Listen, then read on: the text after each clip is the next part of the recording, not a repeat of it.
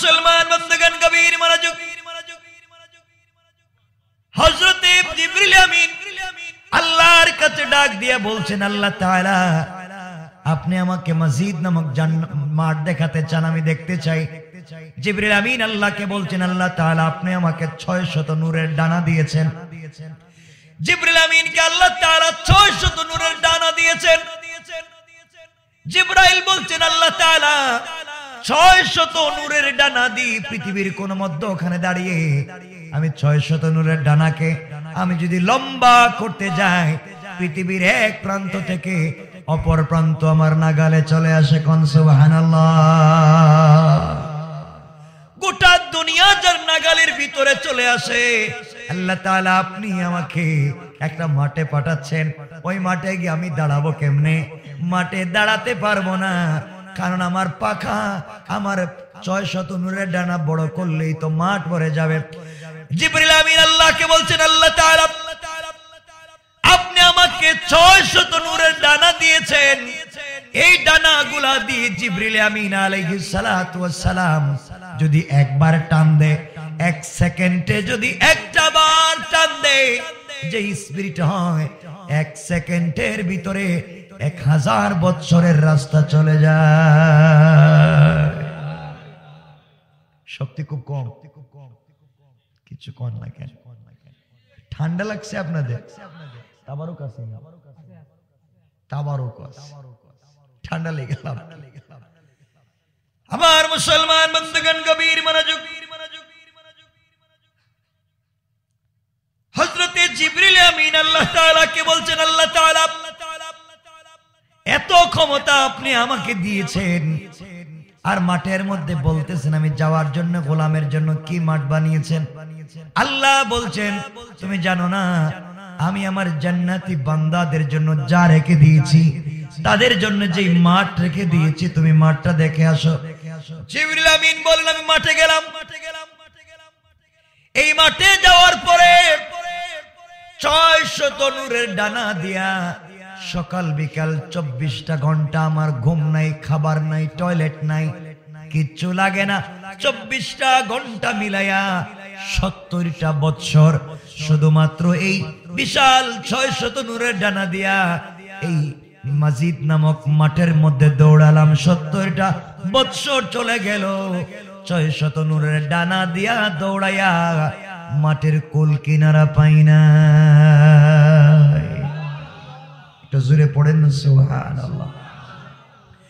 আল্লাহ রাব্বুল ইজ্জত ওয়াল জালাল বলছেন, গোলাম দুনিয়ার জমিনে যারা আমি আল্লাহকে চিনবে, কোরআনের পথে চলবে, লিতুখরিজান নাসা মিনাজ যুলুমাতি ইলান নূর, কোরআনের লাইট দিয়া সমাজকে আলোকিত করবে, আমি আল্লাহ তাদেরকে যে মাঠ দিব, যে জান্নাত দিব, এই জান্নাতগুলোর ভিতরে এমন শত শত মাঠ রেখে দিয়েছি। পড়েন সুবহানাল্লাহ, আল্লাহু আকবার বলেন। আমার মুসলমান বন্ধুগণ, এই জিবরিল আমিন এত ক্ষমতার মালিক, দুনিয়ার জমিনে আসতে তার 4 দিন বড় কষ্ট হয়েছে। এর একদিন হলো আমরা সংক্ষেপ করে করে বলে গেলে এই বিষয়টা বুঝাতে পারবো। আমার মুসলমান বন্ধুগণ, জিবরিল আমিন সিদরাতুল মুনতাহায় 7 আসমানের উপরে বিশাল বড় একটা গ্যাপ আছে, যাকে বলা হয় মহাশূন্য। এর উপরে হচ্ছে সিদরাতুল মুনতাহা, অর্থাৎ পৃথিবীর শেষ প্রান্তরের, সৃষ্টির শেষ প্রান্তরের বড়ই গাছ। ওই জায়গার মধ্যে জিবরিল আমিন বড়ই গাছের নিচে বসা। আল্লাহ রাব্বুল ইজ্জত ওয়াল জালাল ডাক দিয়া বলছেন, জিবরাইল তুমি কোথায়? জিবরাইল বলছেন, আল্লাহ তাআলা আমি তো সিদরাতুল মুনতাহায় বড়ই গাছের নিচে বসা। আল্লাহ বলেন, জিবরাইল রে, আমার বন্ধু খলিলুল্লাহ একমাত্র আমাকে ভালোবাসবার কারণে, দুনিয়ার জমিনে আমার তাওহীদকে প্রতিষ্ঠা করবার কারণে, তার জামানার সবথেকে বড় জালেম অহংকারী নমরুদ আমার বন্ধু খলিলুল্লাহ ইব্রাহিমকে উলঙ্গ করে আগুনের ভিতরে ফেলে দিয়েছে, চড়ক গাছের উপরে উঠায়া 40 কিলোমিটার পর্যন্ত আগুন লেগে গেছে। 40 কিলোমিটারের উপর দিয়া পর্যন্ত পাখি উড়ে যেতে পারে না, বিশাল উড়া আগুন লাগিয়ে দিয়েছে। আমার বন্ধু খলিলুল্লাহ ইব্রাহিমকে তার বাবা নমরুদের পরিবার পরিকল্পনা মন্ত্রী আসর ঠাকুর নিজের হাতে তার ছেলে ইব্রাহিমকে আগুনে ফেলে দিয়েছে। আমার বন্ধুকে উলঙ্গ করে চড়ক গাছের উপরে উঠে আগুনে ফেলে দিয়েছে। এখন কয়েক সেকেন্ডের ভিতরে আমার বন্ধু আগুনের ভিতরে পড়ে যাবে। জিবরাইল তুমি সিদরাতুল মুনতাহায় আছো, জান্নাতে যাও, জান্নাতি পোশাক নিয়া তাড়াতাড়ি আগুনে পড়ে যাওয়ার আগে আগে আমার বন্ধুকে পরাইয়া হেফাজত করে দাও। জিবরাইল আল্লাহকে বলছেন, আল্লাহ তাআলা নমরুদের আগুন দুনিয়ায় আর আমি সিদরাতুল মুনতাহায়, সিদরাতুল মুনতাহা থেকে জান্নাতে যেতে লক্ষ বছরের রাস্তা, আর আপনি ওখানে আমাকে বলছেন এই মাত্র আগুনে ছেড়ে দিয়েছে, এর ভিতরে তাকে বাঁচাতে হবে। আল্লাহ তাআলা আল্লাহ বললেন, ও জিবরাইল দুনিয়াবাসীকে যদি বাঁচাতে হয়, আমার বন্ধু খলিল যদি না বাঁচে দুনিয়ার জমিনে ইসমাইল আসবে না, ইসমাইল যদি না আসে বিশ্ব নবীও আসবেন না। সুতরাং দুনিয়াবাসীকে যদি বাঁচাতে হয় অবশ্যই অবশ্যই তুমি জান্নাত থেকে কাপড় নিয়ে ইব্রাহিমের কাছে পৌঁছে যাও। কোন সুবহানাল্লাহ। জিবরিল আমিন বলেন, আমি আমার 600 নূরের ডানা দিয়া সিদরাতুল মুনতাহা থেকে টান দিলাম, চুকের পাথি মারবার আগে, পলক নড়ে যাওয়ার আগে আগে জান্নাতুল ফিরদাউসের ভিতরে ঢুকে এক জোড়া কাপড় নিয়া আমি আমার 600 নূরের ডানা টান দিয়া নমরুদের আগুনের কাছে এসে দেখি ইব্রাহিম এখনো আগুনের নিচে পড়ে যায় নাই। এর আগে আমি আমার 600 নূরের ডানা তার নিচে বিছায়া দিয়া কাপড় পরাইয়া দিয়া দিলাম। আল্লাহু আকবার বলেন। জিবরিল আমিন বলছেন ইব্রাহিমকে বলছেন, ইব্রাহিম আপনি বলেন তো, এত কষ্ট করে আপনার জন্য এসেছি, আপনাকে নমরুদ আগুনে ফেলে দিয়েছে, আপনার আল্লাহকে আপনি দেখেন না কেন? রে এত কষ্ট হয় কেনই বা আপনার এত কষ্ট হবে? ইব্রাহিম জবাব দিয়েছেন, আমি সমাজকে আলোকিত করতে চাই, সমাজ থেকে অন্ধকার দূর করতে চাই, আল্লাহর তাওহীদ প্রতিষ্ঠা করতে চাই। এই জন্য সামানার নমরুদ আমার বিরুদ্ধে লেগেছে। আমার বিশ্বাস আল্লাহ রাব্বুল ইজ্জত ওয়াল জালাল বলেছেন, যারা তাওহীদের পথে চলবে, দ্বীনের পথে চলবে, তাদের পক্ষে থাকবেন স্বয়ং আল্লাহ। সুবহানাল্লাহ। তো আসতে বললেন, সবাই আর একটু জোরে পড়েন না সুবহানাল্লাহ। আমি শুধু নাম বলে বলে যাব, আলোচনার দিকে যাব না। ঘটনার পরে কি কি হলো, কেমনে আগুন নিভলো, তিনি কেমনে বের হলেন, এগুলো হচ্ছে অন্য বিষয়। 1 নম্বর, জিবরিল আমিন পৃথিবীতে আসতে কষ্ট হয়েছে যেদিন ইব্রাহিমকে আগুনে ফেলে দেওয়া হয়েছিল। হযরতে জিবরিল আমিন বলেন, আমার 2 নম্বর দিন কষ্ট হয়েছে যেই দিন এই দুনিয়ার জমিনে ইব্রাহিম আলাইহিস সালাম স্বপ্নে দেখলেন নিজের ছেলে ইসমাঈলকে কুরবানি করবেন। মিনায় নিয়ে গেলেন কুরবানি করবার জন্য, গলার মধ্যে ছুরি লাগাইয়া দিলেন, নিজের চক্ষু বাঁধলেন, সন্তানের চক্ষু বাঁধলেন, সন্তানের হাত পা বাঁধলেন, যেন হাত পা বেঁধে গলার মধ্যে ছুরি লাগাইয়া টান দিবেন। আল্লাহ তাআলা ডাক দিয়ে বলছেন, ও জিবরাইল তুমি কোথায়? জিবরাইল বলছেন, আল্লাহ তাআলা আমি তো তোমার মসজিদ নামক মাঠে জান্নাতে ঘুরে বেড়াই। আল্লাহ বলছেন, জিবরাইল তুমি মসজিদ নামক মাঠে ঘুরে বেড়াও, আর আমার বন্ধু ইব্রাহিম স্বপ্নে দেখেছে তার কলিজার টুকরা সন্তানের গলায় ছুরি লাগাইয়া পুষ দিচ্ছে, টানতেছে। স্বপ্ন বাস্তবায়ন করার জন্য নিজের সন্তান ইসমাইলকে সাথে নিয়ে মিনার প্রান্তরে পৌঁছে গিয়েছে, গলার মধ্যে ছুরি লাগাইয়া আল্লাহু আক বলে ফেলেছে। বার বলে নাই। এর ভিতরে তুমি তাড়াতাড়ি জান্নাতে যাও, জান্নাত থেকে দুম্বা নিয়া, লোহার টুকরা নিয়া আমার ইব্রাহিমের চুরির নিচে, ইসমাইলের গলার নিচে লোহার টুকরাটা দিয়া দাও, যেন পুষ দিলে কাটতে না পারে। আর দুম্বাটা দিয়া কুরবানির ফয়সালা করে দাও। কোন সুবহানাল্লাহ। জিবরাইল বলছেন আল্লাহ আমি কই? তুমি তো মসজিদ নামক মাঠে। আল্লাহ আর ইব্রাহিম কই? ইব্রাহিম মিনায়, মক্কায়। হাজার হাজার কোটি কোটি বছরের রাস্তা, আর আপনি বলতেছেন আখ বইলে বসে রইছে, বার বললেই শেষ। আমি কিছু বুঝি না, তোমাকে ক্ষমতা দিয়েছি, যাও। সুবহানাল্লাহ নাই? সুবহানাল্লাহ কি প্যাকেটিং করে বাসায় নিয়ে যাবেন নাকি? সবাই পড়েন না সুবহানাল্লাহ। আমার মুসলমান বন্ধুদের এক পর্যায়ে জিবরিল আমিন বলেন, আমি আমার 600 নূরের ডানা দিয়া মসজিদ নামক মাঠ থেকে টান দিলাম, এক টান দিয়া জান্নাতের ভিতরে ঢুকলাম। একটা লোহার টুকরা নিলাম, দুম্বা সাথে নিলাম, দৌড়াইয়া আমি দৌড়াতে দৌড়াতে টান দিয়া মিনার প্রান্তরে গিয়া দেখি বার এখনো শেষ হয় নাই, চোরের নিচে লোহার টুকরা দিয়েছি। আল্লাহু আকবার। কারণ ইব্রাহিম আলাইহিস সালাম স্বপ্নে দেখছেন সন্তানকে কুরবানি করেছেন না, দেখেছেন সন্তানের গলায় ছুরি লাগাইয়া খোঁজাইতেছে। এবার আপনি নবী হন, অলি হন, গৌস হন আর ডাকাইত হন, ছুরি দিয়া গলায় কি টানলে মনে কাটতো না? কথা বলে না কেন? কাটবেই। নবীদের স্বপ্ন বাস্তবায়িত হতেই হবে। ইব্রাহিম দেখেছেন সন্তানের গলায় ঘষাইতেছেন, কাটছে কিনা দেখেন নাই, এজন্য আল্লাহ ঘষানো পর্যন্ত সুযোগ দিলেন, কিন্তু ঘষাইলে তো কাটবেই।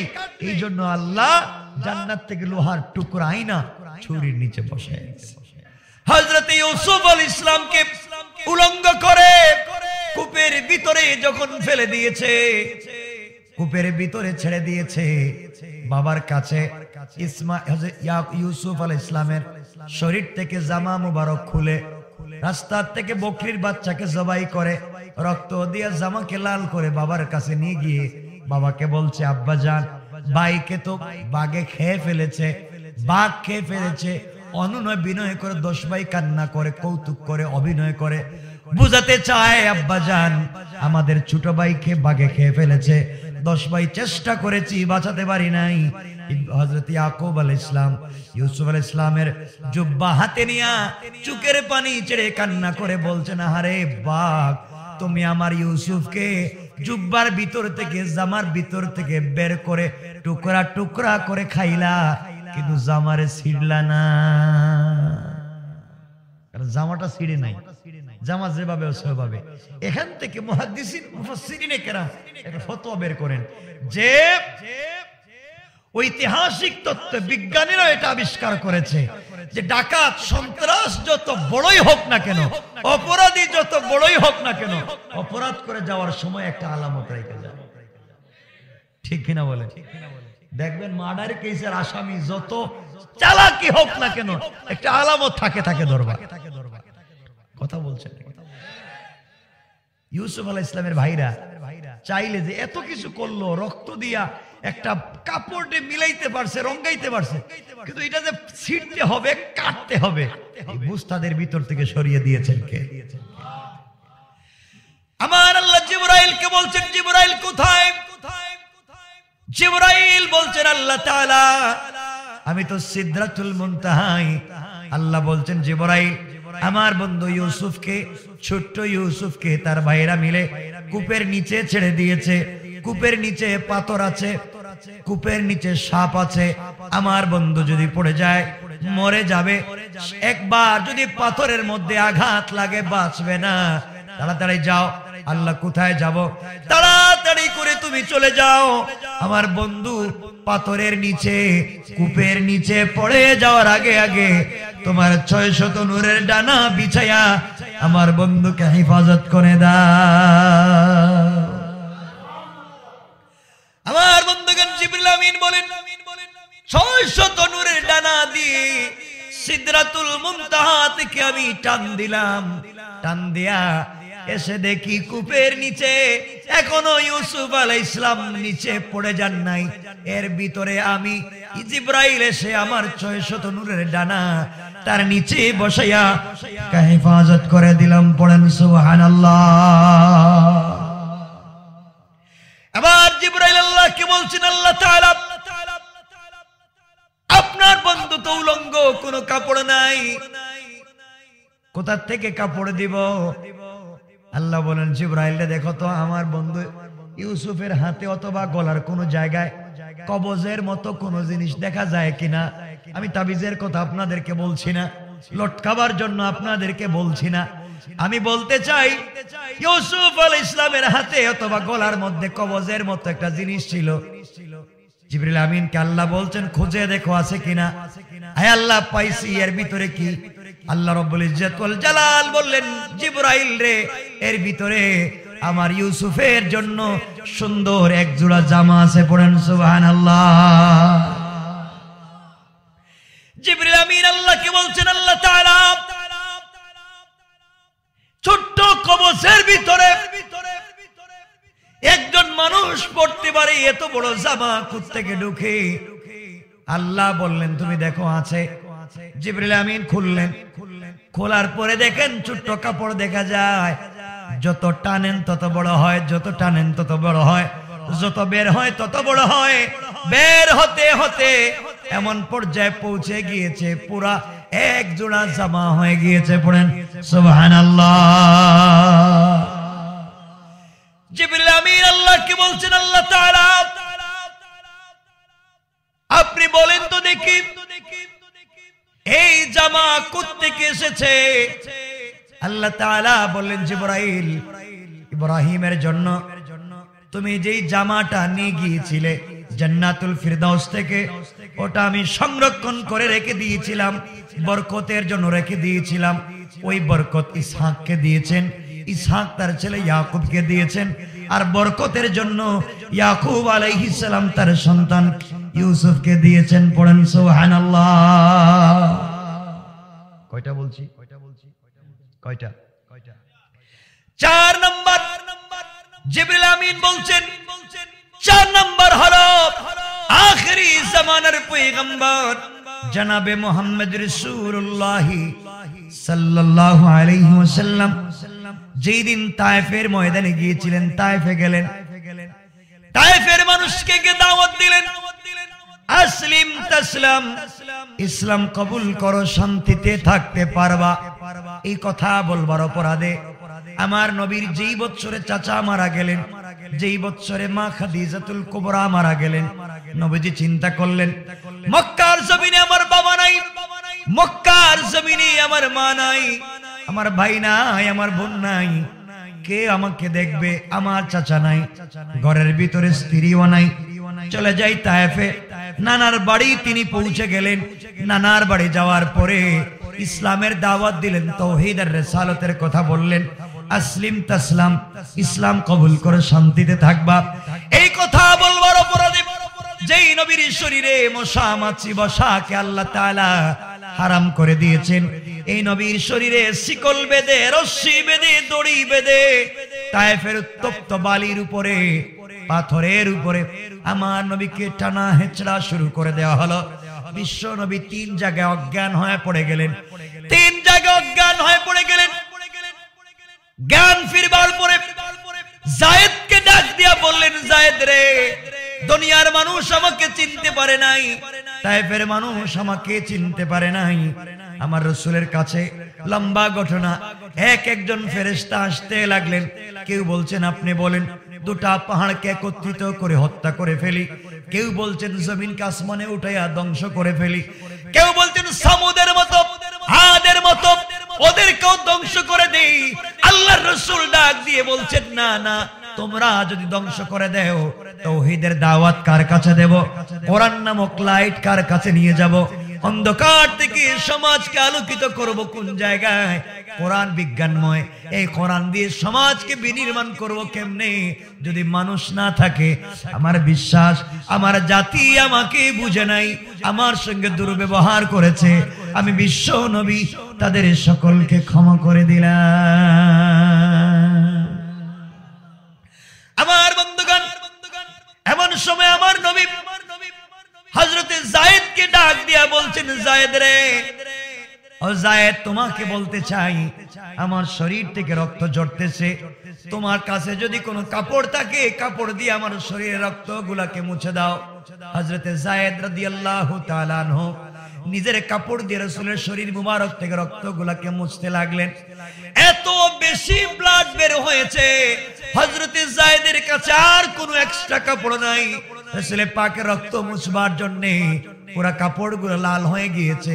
যায়েদ ডাক দিয়ে বলছেন, ইয়া রাসূলুল্লাহ, আমার কাছে আর কোনো কাপড় নাই, এরপরেও তো আপনার শরীর মুবারক থেকে রক্ত ঝরে। নবীজি বললেন, যায়েদ রে, তোমার শরীরে যেই পরনে কাপড় আছে, ওই কাপড়গুলা খুলে আমার বডি থেকে রক্তগুলাকে মুছে দাও।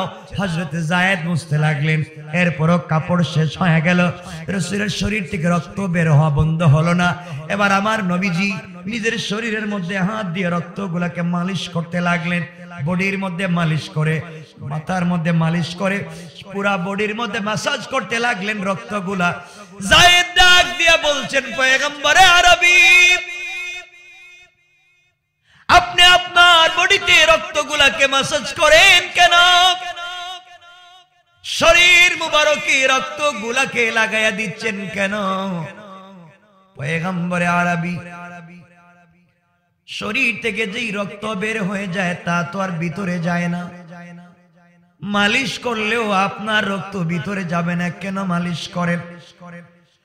তারিখে ইবনে জারির তাবারিতে লিখে, আল্লামা জারুল্লাহ জামাখশরী তাফসীরে কাশফে লিখেন, আমার নবীজি জবাব দিলেন, যায়েদ রে, তায়েফের মানুষ আমাকে চিনতে পারে নাই, শরীর থেকে রক্ত ঝরিয়েছে, আঘাত করেছে, রক্ত ঝরিয়েছে, এই জন্য কষ্ট পাই নাই, তায়েফের মানুষ আমাকে বুঝতে পারে নাই। কিন্তু আমার শরীর থেকে এক ফোঁটা রক্ত যদি তায়েফের মাটিতে পড়ে যায়, তায়েফের মাটি আমাকে চিনতে ভুল করবে না।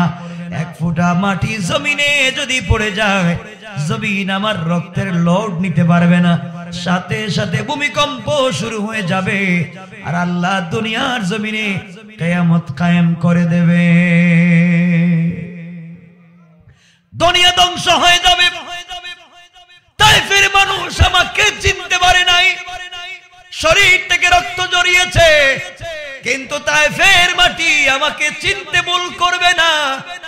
এক ফোঁটা রক্ত যদি জমিনে পড়ে যায়, জমিন আমার রক্তের লোড নিতে পারবে না রে যায়েদ, গোটা দুনিয়ায় আল্লাহ কিয়ামত কায়েম করে দেবেন। এই জন্য মাটিতে রক্ত যেন না পড়ে যায়, শরীরের মধ্যে মালিশ করতেছি। আমার নবী শরীরের মধ্যে রক্ত মালিশ করেন, পায়ের মধ্যে এক জোড়া চামড়ার মোজা ছিল, রাসূলের পা মুবারকের রক্ত জমতে জমতে মোজা ভরে গিয়েছে, এক ফোঁটা রক্ত মোজার নিচ দিয়া পায়ের নিচে চলে গিয়েছে। লটকা লটকি করে আমার নবী বসে আছেন, পা লম্বা করে রেখেছেন, পায়ের নিচে বৃদ্ধাঙ্গুলির নিচ দিয়ে মোড়ার দিকে এক ফোঁটা রক্ত লটকা লটকি করে কখন জানি জমিনে পড়ে যায়, কখন জানি জমিনে পড়ে যায়। আল্লাহ ফেরেশতাদেরকে ডাক দিয়ে বলছেন, ফেরেশতারা সাক্ষী, আমার বন্ধুর শরীর থেকে যদি এক ফোঁটা রক্ত পড়ে যায়, দুনিয়া রাখবো না, আসমান জমিন আরশ কুরসি লৌহ কলম কিছুই রাখবো না, ভেঙ্গে চুরে চুরমার করে দেব। যেই বন্ধুর জন্য দুনিয়া সাজিয়েছি, যেই বন্ধুকে আদম যখন মাটি এবং পানির মধ্যখানে গোড়াগড়ি করছে, তখন আমি যাকে রাসূল হিসাবে স্বীকৃতি দিয়েছি, যাকে উপলক্ষ করে দুনিয়া তৈরি করেছি, যার নামের স্ট্রাকচার দিয়ে দুনিয়া বানাইলাম, যার নামের ডিজাইন দিয়ে আরশে আজিম বানিয়েছি, যার নামকে আমার নামের পাশে বসিয়েছি, এই নবী আখিরি জামানার পয়গম্বর হাবিবুল্লাহ শরীর থেকে এক ফোঁটা রক্ত যদি জমিনে পড়ে যায়, কাউকে রাখবো না, গোটা জমিন ধ্বংস করে দেব। জিবরাইল কোথায়? আল্লাহ ডাক দিয়া বলছেন, জিবরাইল বলো তুমি কোথায়, বলো তুমি কোথায়? জিবরাইল বলছেন, আল্লাহ তাআলা আমি তো সিদরাতুল মুনতাহায়, আমার 20 মিনিট ছিল, 21 মিনিট হয়ে গেছে। 1 মিনিট আমি লম্বা করবো না, 2 মিনিট বেশি হয়ে যাবে। আমাকে 12:20 বলা হয়েছে, 12:21 হয়ে গিয়েছে। 1 মিনিট আপনাদের কাছ থেকে নিচ্ছি, কষ্ট হবে না তো আপনাদের? আমার বন্ধুগণ গভীর মনোযোগ, শুধু এই জায়গায় কথা রেখে দিব, লম্বা সামনের দিকে যাওয়ার সুযোগ নাই, কথা বাড়াবো না, শুধু এক কথা বলতে চাই। এমন সময় জিবরিল আমিন বলছেন, আল্লাহ তাআলা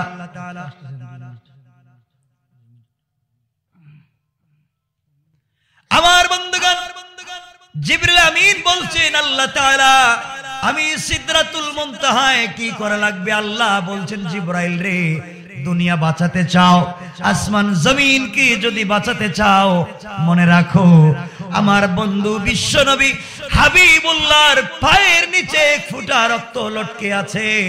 জমিনে যদি পড়ে যায় কাউকে রাখবো না, কারো প্রতি স্যাক্রিফাইস করব না, দয়ার নজর দিয়ে তাকাবো না, রহমান রহিম নাম ভুলে যাও, কাহার আর জব্বারকে জিন্দা করো, কাউকে আমি চিনব না। দুনিয়া বাঁচাতে চাও, নিজেকে বাঁচাতে চাও, আমার নবীর রক্ত মুবারক জমিনে পড়ে যাওয়ার আগে আগে তোমার নূরের ডানা বিছায়া রক্তগুলাকে হেফাজত করে বিশ্ববাসীকে বাঁচাইয়া দাও। জিবরিল আমিন বলছেন, আমি আমার 600 নূরের ডানা দেয়া সিদরাতুল মুনতাহা থেকে টান দিলাম, টান দিয়া এসে দেখি আমার রাসূলের পা মুবারক থেকে রক্তের ফোঁটা ছুটে গিয়েছে, জমিনে পড়ে যাবে। 1 সুতার 1 কোটি ভাগের 1 ভাগ বাকি আছে, লেগে যাবে। এই মুহূর্তের ভিতরে 1 সেকেন্ডের 1 কোটি ভাগের 1 ভাগের ভিতরে এসে আমি আমার নূরের পর বিছায়া দিয়া বিশ্ববাসীকে হেফাজত করে দিয়েছি। সুবহানাল্লাহ। আল্লাহ রাব্বুল ইজ্জত ওয়াল জালাল বুঝাতে চান,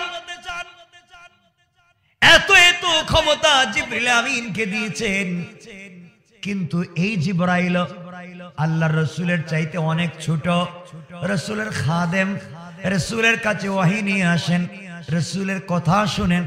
আর আল্লাহ আমার নবীর সম্মান এত এত উপরে দিয়েছেন, কারণ তার কাছে পৃথিবীর সবথেকে বড় কিতাব, যার নাম কালামুল্লাহ, আল কোরআন নাজিল করেছেন। পড়েন সুবহানাল্লাহ।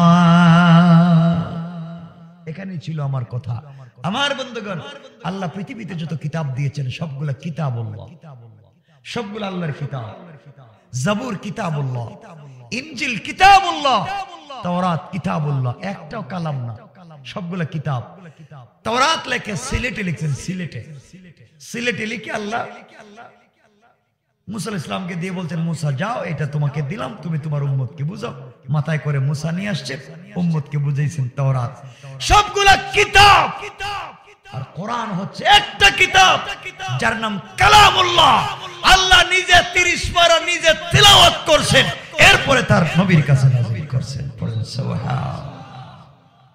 এই কোরআন, এই জন্য আল্লাহ রাব্বুল ইজ্জত ওয়াল জালাল বলছেন, দুনিয়ার জমিনে যা কিছু হয়, আমরা আজকে কোরআন থিসিস করি না, কোরআন অ্যানালাইজ করি না, কোরআন গবেষণা করি না। কোরআনকে বানিয়েছি মক্তবে বাচ্চাদের পড়াবার বই, কোরআনকে বানিয়েছি তাবিজার কবজ দেওয়ার বই, কোরআনকে বানিয়েছি শবে বরাতের শবে কদরে খতম পড়ার বই, কোরআনকে বানিয়েছি কেউ মরে গেলে তার বাড়িতে 10 জন মিলে খতম পড়ে 200 টাকা করে পাওয়ার বই। এজন্য আল্লাহ কোরআন নাজিল করে নাই, কোরআন দিয়েছেন সায়েন্স, আর্টস, এলজেব্রা, জ্যামিতি, পৌরনীতি, অর্থনীতি, লসাগু, গোসাগু, social science, medical science, general science, physics, chemist, biology, যা আছে, আসমানের উপরে কি আছে, আসমানের নিচে কি আছে, বিজ্ঞান 100 বছর পরে কি আবিষ্কার করবে, বিজ্ঞান কোন জায়গায় যাবে, আল্লাহ বলছেন যা হবে যা হয় নাই সবকিছুর পূর্ণাঙ্গ বর্ণনা দিয়ে কোরআনে আল্লাহ বলছেন তিবিয়ানান লিকুল্লি শাই, সবকিছুর পূর্ণাঙ্গ বর্ণনা আল্লাহ কোরআনে দিয়েছেন। পড়েন সুবহানাল্লাহ।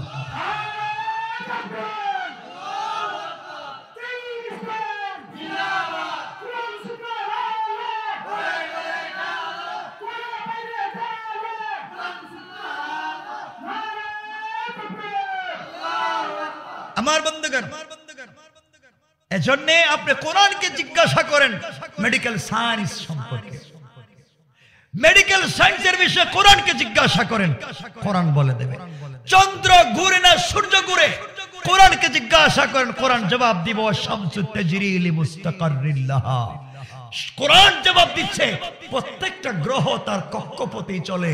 পথ ভুল করলেই চন্দ্রগ্রহণ হয়, পথ ভুল করলেই সূর্যগ্রহণ হয়। এই জন্য নামাজ পড়ে আল্লাহর কাছে তওবা করতে হয়। আল্লাহ সূর্য পথ ভুলে গিয়েছে, চন্দ্র তার পথ ভুলে গিয়েছে। বিজ্ঞান ভুল করতে পারে, তোমার কোরআন ভুল করতে পারে না। তাদেরকে তুমি হিদায়াত দিয়া সঠিক পথে চালাইয়া দাও। এই জন্য আমরা নামাজ পড়ি। কোন সুবহানাল্লাহ। পানির নিচে কি আছে, পানির উপরে কি আছে, সবকিছু কোরআন বলতে পারে। আমার বন্ধুগণ, আমার মুসলমান ভাইরা, এই জন্য কোরআনকে থিসিস করতে হবে, কোরআনকে অ্যানালাইজ করতে হবে, কোরআনকে গবেষণা করতে হবে। যদি না করেন, কোরআনে কারীমের সূরা আল মারিজের 15 নম্বর আয়াত থেকে আল্লাহ বলছেন, কাল্লা ইন্নাহা লাযা নাযাআতাল লিশাওয়া। আল্লাহ বলছেন তোদেরকে পিটাবো, তোদেরকে পিটাবো আগুনের ভিতরে নিয়ে। নাযাআতাল লিশাওয়া, যে আগুন চামড়া উঠায়া দিবে, গোশত উঠায়া দিবে, হাড্ডি জ্বালায়া দিবে, রূহ জ্বলবে না। আল্লাহ রাব্বুল ইজ্জত ওয়াল জালাল বলছেন এইভাবে আঘাত করে করে ঠিক করবেন যদি আমরা কোরআনকে গবেষণা করতে না পারি, কোরআনকে বুঝতে না পারি। আমার ভাই, আপনি নামাজে যে কোরআন তেলাওয়াত করেন, কেন আপনি বুঝেন না? কেন আপনি কোরআনটা পড়েন না? কেন আপনি কোরআনটাকে বুঝবার চেষ্টা করেন না? এর অর্থ এটা নয় যে কোরআন না বুঝে পড়লে সওয়াব হবে না, এটা নয়। অবশ্যই অবশ্যই সওয়াব আছে, অবশ্যই নেকি আছে। এক অক্ষরে 10 নয় 30 নেকি পাবেন, এটা হচ্ছে সওয়াব। কিন্তু কোরআন না বুঝলে সমাজকে পরিবর্তন করতে পারবেন না, সমাজকে আপনি আবিষ্কার করতে পারবেন না। এজন্য কোরআনকে গবেষণা করা দরকার আছে না নাই? আল্লাহ আমাদের সবাইকে কবুল করুক। আসসালামু আলাইকুম ওয়া রাহমাতুল্লাহ।